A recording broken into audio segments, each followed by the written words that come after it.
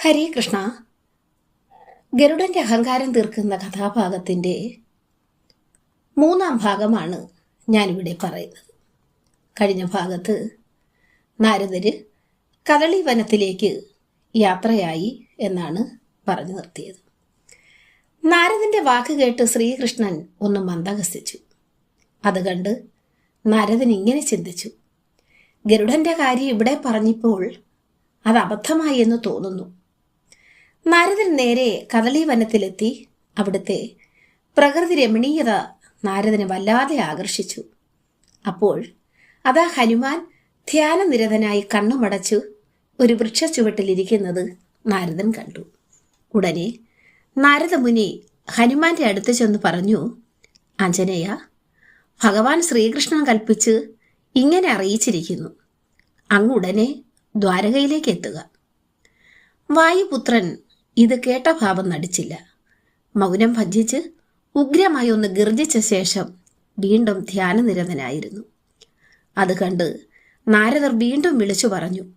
നാരദരുടെ ഉറക്കെയുള്ള വിളി കേട്ട് കണ്ണു തുറന്ന പ്രപഞ്ചനാപുത്രൻ അലറിക്കൊണ്ട് ചോദിച്ചു: ഏത് കൃഷ്ണനാണ്? പിന്നെ കണ്ണുകൾ രണ്ടും കൂട്ടിയടച്ചു വീണ്ടും ധ്യാനനിരതനായിരുന്നു. അപ്പോഴാണ് നാരദർക്ക് കാര്യം പിടികിട്ടിയത്. ഹനുമാൻ ശ്രീരാമഭക്തനല്ലേ, പോരെങ്കിൽ കണ്ണനെ ഒട്ടും പരിചയവുമില്ല. ഭക്തിയുടെ കാര്യത്തിലും അങ്ങനെ തന്നെ. കുരുക്ഷേത്ര യുദ്ധത്തിൽ അർജുനന്റെ കൊടിയിൽ അടയാളമായിരുന്നപ്പോൾ തേർത്തെളിച്ച കൃഷ്ണനെ അവൻ സാരഥിയായിട്ടേ കണ്ടിട്ടുള്ളൂ. പിന്നെ എങ്ങനെയാണ് ശ്രീകൃഷ്ണനോട് അവന് ഭക്തി ഉണ്ടാകുക? ഇപ്രകാരം ചിന്തിച്ച നാരദൻ തൻ്റെ വീണയെടുത്തു ശ്രുതിമധുരമായ ഒരു രാഗഗീതം ആലപിച്ചു. അത് കേട്ട് ഭക്തിയിൽ മുഴുകിയ ആഞ്ജനേയൻ നാരദന്റെ സമീപത്തേക്ക് താൻ അറിയാതെ നീങ്ങിക്കൊണ്ടിരുന്നു.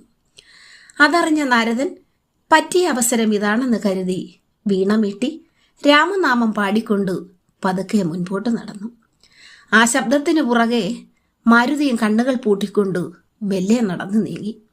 നാരദൻ തൻ്റെ നടത്തേക്ക് വേഗത കൂട്ടി. അതനുസരിച്ച് വാനരവീരനും അവന്റെ നടത്തേക്ക് വേഗത കൂട്ടി.